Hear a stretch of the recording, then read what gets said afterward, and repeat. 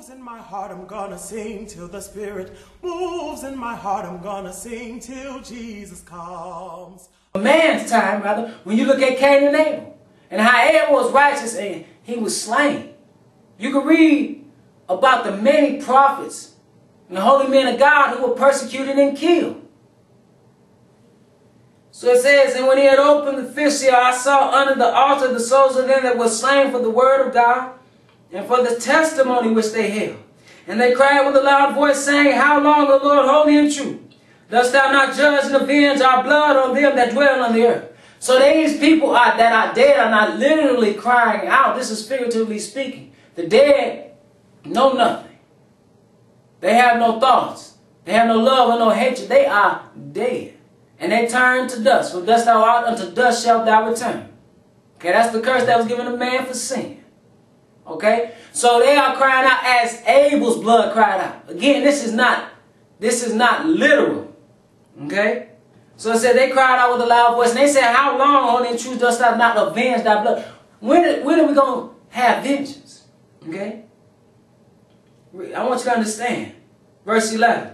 And white robes were given unto every one of them. And it was said unto them, that they should rest yet for a little season, unto their fellow servants also, and their brethren that should be killed as they were, should be fulfilled. So in other words, here you had some martyrs back in the old days, and they said, How long before you avenge our blood? He said, Well, some more have to die. Some more saints have to die during this great tribulation before I avenge. See, that's what you need to understand. There is no rapture. You have to be strengthened in your faith. You have to be strengthened in your faith. One more place, Daniel the 11th chapter. Daniel the 11th chapter, and we'll start at the 36th verse. Because this man that's going to arise is going to have some power to destroy and conquer. In Daniel 11 and 36 it reads, And the king shall do according to his will. Talking about that same one.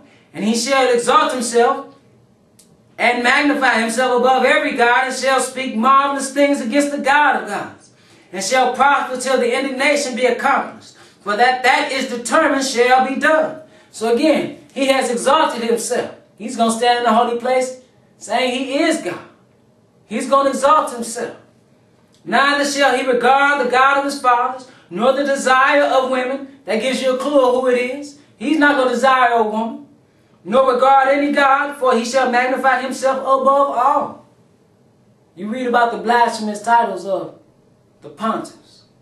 You read about the things that they say. They say they are in the position of Christ, the replacer of Christ, the vicar of Christ. But in his estate shall he honor the God of forces, and a God whom his fathers knew not shall he honor with gold and silver and with precious stones and pleasant things. Thus shall he do in the most strongholds with a strange God. Okay, and this God is the God of this world, whom he shall acknowledge and increase with glory. Because it says the serpent is the one that's going to give him his power, get his kingdom power, and get his man power to do miracles. And he shall cause them to rule over many, and shall divide the land for gain. Okay, and it says, and at the time of the end, so towards the end of that time, towards the end of the great tribulation, and at the time of the end shall the king of the south push at him, and the king of the north shall come against him like a whirlwind, with chariots and with horsemen and with many ships, and he shall enter into the countries and shall overflow and pass over. So let's look where he's going. He shall enter also into the glorious land. Alright? Talking about that promised land. And many countries shall be overthrown. So many countries are going to fall. But these shall escape out of his hand. Pay attention. Even Edom and Moab and the chief of the children of Ammon. They are going to escape out of his hand. Brothers and sisters, that more likely is no coincidence. He shall enter also into the glorious land, and many countries shall be overthrown, but these shall escape out of his hand, even Edom and Moab and the chief of the children of Ammon. He shall stretch forth his hand also upon the countries, and the land of Egypt shall not escape. It says, But he shall have power over the treasures of gold and of silver, and over all the precious things of Egypt, and the Libyans and the Ethiopians shall be at his steps. But tidings out of the east of the north shall trouble him, Therefore he shall go forth with great fury to destroy and utterly to make away many. And he shall plant the tabernacles of his palace between the seas and the glorious holy mountain. Yet he shall come to his end, and none shall help him. Okay? So this time is going to end. Okay? But it's the worst time that man has ever known.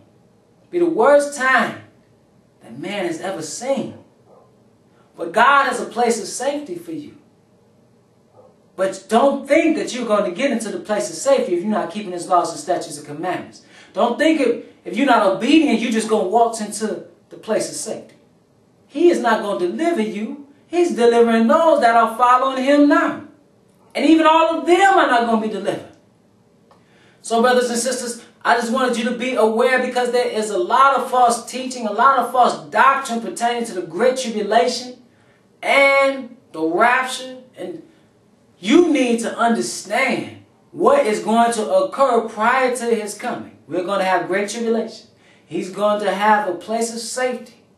And those who do not make it into the place of safety will have to endure.